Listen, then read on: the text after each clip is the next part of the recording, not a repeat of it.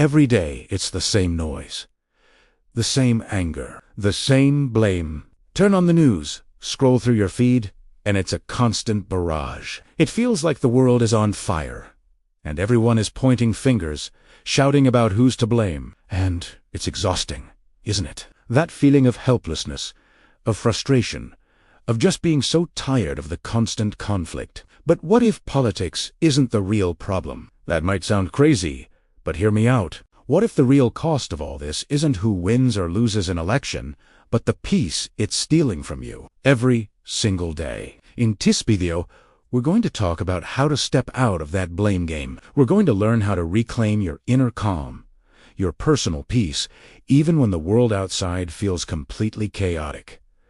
This isn't about ignoring what's happening. It's about changing how you engage with it, so it no longer controls your happiness. Let us start with a simple question. How do you feel after spending an hour scrolling through political news or arguments online? Do you feel energized, informed, and ready to make a positive difference? Or do you feel drained, angry, and maybe even a little hopeless? For most of us, it's the latter. We get caught in what psychologists call the outrage cycle. We see something that makes us angry. We share it. We get validation from others who are also angry, and the cycle continues. It feels productive, like we're fighting the good fight. But really, we're just feeding a machine that thrives on our emotional energy. The algorithms are designed to keep us hooked on this outrage. The more we click, the more we react, the more we feed the beast. We're not just consuming content. The content is consuming us. It's consuming our time, our energy, and our mental well-being. The real battle isn't on your screen. It's inside your own mind. So, how do we break free? The first step is recognizing the game. The political blame game is a distraction. It keeps us focused on external enemies, so we never have to look inward. It's always their fault. If we could just get rid of them, everything would be fine. But has that ever really worked? After one battle is won, another one immediately begins. The goalposts are always moving. This is because the problem isn't just out there. A huge part of our anxiety and anger comes from our own internal reactions. It's our feeling of powerlessness that fuels the fire. When we feel like we can't control the big things, we latch onto something we think we can control. Our opinion, our side, our righteous anger. But this is an illusion of control. Shouting into the void of the internet doesn't change policy, but it definitely changes your blood pressure. The antidote to this feeling of powerlessness is to shift your focus from what you can control to what you can't control. What a politician says. You can't control what your uncle posts on Facebook. You can't control the news cycle, but you can control how you react. You can control how much of this you let into your life. This is where personal peace begins. It's not about apathy. It's about strategic disengagement. Let's call it a low-information diet. This doesn't mean being ignorant. It means being intentional. Instead of mindlessly scrolling, schedule your news intake. Maybe you check a trusted, neutral news source for 15 minutes in the morning and 15 minutes in the evening. That's it. The rest of the day is yours. It's your time, your energy, your mental space. Protect it like the precious resource it is. You'll be surprised how little you miss and how much peace you gain. The next step is to replace the habit of outrage with a habit of mindfulness. When you feel that surge of anger or anxiety from something you've seen or heard, stop. Take a deep breath. Ask yourself, is reacting to this right now going to help me or harm me? Is this a productive use of my energy? Most of the time, the answer is no. That urge to fire off an angry comment is just your brain seeking a quick hit of dopamine that comes from conflict. Resist. Italiano. Instead of engaging, go for a walk. Listen to some music.